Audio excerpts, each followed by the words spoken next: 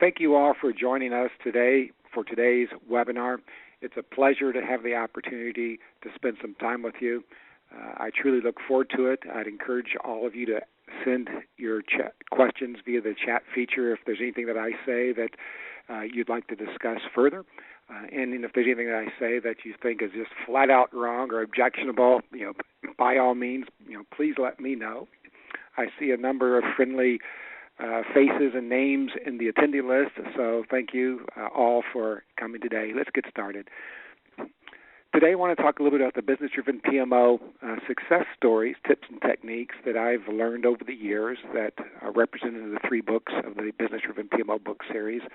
I can't thank enough the various participants that participated in the research as well as case study contributions to these books. They're the ones that really bring out the lessons and points and make them ever so much more readable. Would like to talk about PMO Acumen. That is the practical application of a PMO organization of some kind, and specifically the top 5 mistakes that many folks see and that I see PMOs oftentimes make, especially in the initial setup. By way of agenda, I would like to first discuss a real-life case study example that in many ways epitomizes the perspectives on the traditional PMO. These are the perspectives on the traditional PMO that for the last 10 years I've seen advocated within our practicing community. And though they're well-intended, in many ways I think they oftentimes miss the mark and create execution difficulties from the very start for all of us. This case study example serves as a great introduction to the business-driven PMO mindset and the key foundational building blocks of what makes a PMO business-driven, and we'll go through those. And then that will take us to the top 5 mistakes that PMOs make, and that will be a short discussion and presentation on those mistakes. I hope you'll find that enjoyable and insightful, and we'll wrap up the presentation with plenty of time for questions and answers. So I look forward to hearing any questions that you might have and making use of the chat features of this WebEx webinar to interact and communicate with one another. Now, I mentioned I wanted to first cover the perspectives on the traditional PMO by way of this case study example. This is a real-life company that was a emerging technology firm, happened to be in Miami, Florida. They were having a number of challenges with the business, but they were all good challenges. This was a firm that developed applications for mobile payments on handheld devices. Their business model and business was growing rapidly.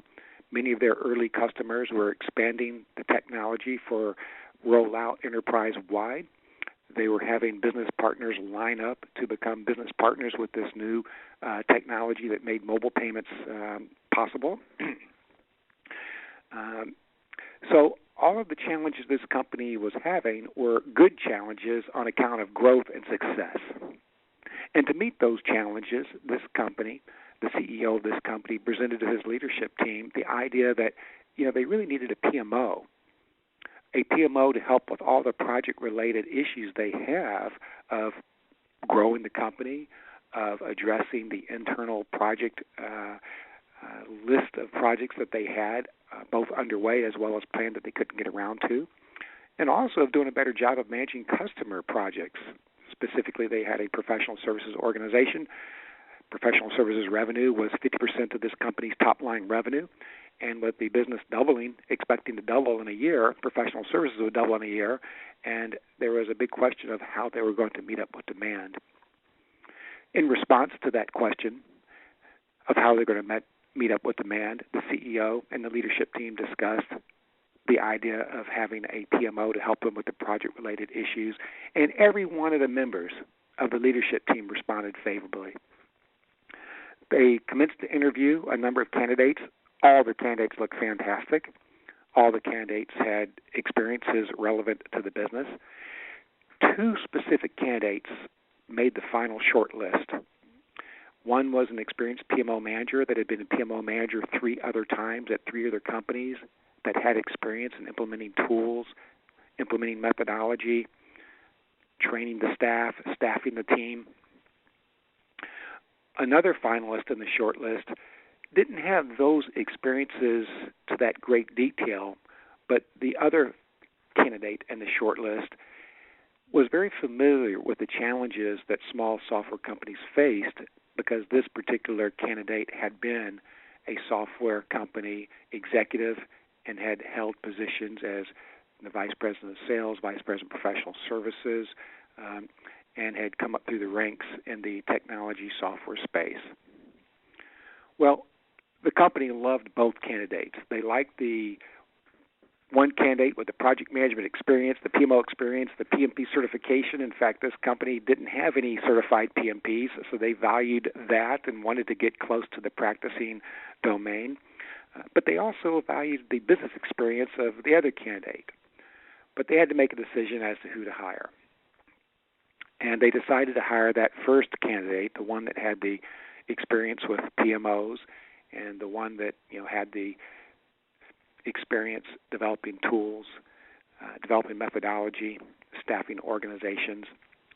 And that candidate, after he was hired, met with each of the leadership team members, and in his second week, he presented his plan for the PMO, which you see here, which was basically a people, process, tools, and training plan for the PMO, and he articulated to the leadership team what a PMO was, what a PMO does, and that he needed to form a small team of people. They were going to implement a project management system, happened to be Microsoft Project Server. They were going to develop a project management process aligned to the PMBOK, and they're going to start the training program so that the people that have projects to manage on a full-time basis would get their certification as PMP, and the others that participated in projects but that weren't the project managers but were merely team members would go to a 2-day project management fundamentals class, and that was pretty much what the PMO was going to be doing for the next 6 months, and that, trust him, results would improve. And some of you may know where this is going already. After the 6-month checkpoint, how well do you think this PMO is doing in meeting business needs? It surely is following the traditional PMO mantra of people, process, tools. So it's not deviating from that. But is it really meeting the business needs that CEO had, that the leadership team discussed, that led them to believe that a PMO might be appropriate? Well, after the 6-month checkpoint, the Vice President of Sales was unhappy because the PMO wasn't fundamentally addressing any of his related issues. Particularly, he was concerned that they didn't have enough bandwidth to make their quotas in professional services, and there was nothing that the PMO manager was doing to help with the project-related issues that represented half of their revenue stream.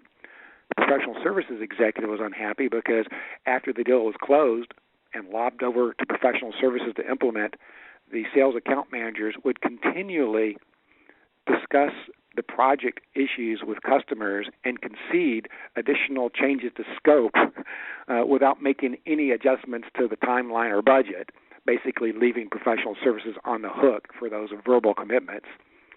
The Vice President of Business Development was unhappy because despite all of the project-related opportunities that he was working on with third parties for OEM relationships of this technology, he wasn't getting any resources because most of his efforts weren't producing immediate revenue but were more long-term and strategic in nature.